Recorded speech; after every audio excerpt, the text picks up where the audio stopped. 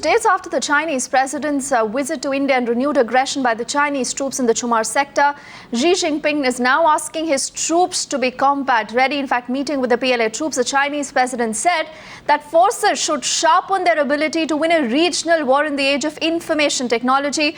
What really then does this mean for India, and how should New Delhi respond? Let's get more perspective from Maruf, who's joining us now, and we also have Srinjoy, who will be joining us on this broadcast. We also have Brigadier Mahalingam, who will be in fact telling us what does this mean for the relations between the two countries. Maruf, to you first, why this emphasis on absolute loyalty, talking of a chain of command? How really are you reading into this war cry by Xi Jinping? Well, there are mixed signals coming out of China. The first is it's being repeatedly emphasized that President Xi is the most powerful leader China has had since Mao Zedong. If that be the case, was it by design that all these border incursions were taking place while he was making his highly publicized visit in India? Or was it being done to embarrass him?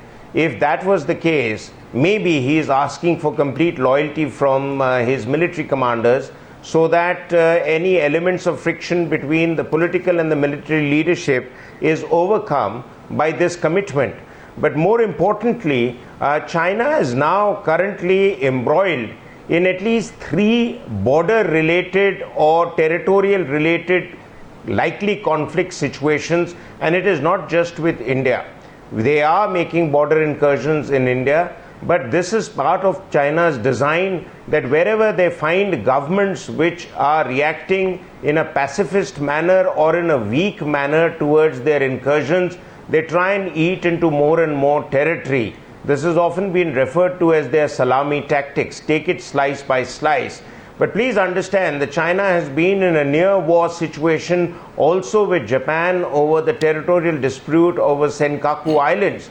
And China's aggressive behavior in the South China Sea against a number of Southeast Asian countries has brought in a lot of international criticism for how China is trying to overrule the maritime movement of vehicles and vessels in the high seas. So China has not just got a problem with India, it has an earlier problem with Vietnam, and they have fought a war in '79 where Vietnam gave it a resounding reply and lesson.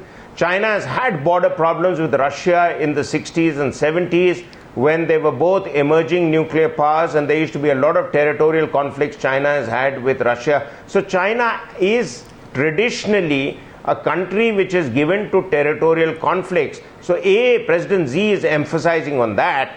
B, there is a lot of emphasis on cyber warfare and high technology conflicts, where technology would rule supreme and not boots on the ground. So I think his message is also to his military commanders to prepare for those kind of situations which will be short, sharp conflicts. And in that case, I want to draw your and the viewers' attention to the fact that India has the capability to hit back China in a short, sharp border conflict below a nuclear threshold, in a manner disproportionate to Chinese incursions, to teach them a lesson. All we lack is political will and direction, and one centralized point of authority which will take a call on how to deal with China. Right now there are 3 ministries with conflicting agendas. Back to you.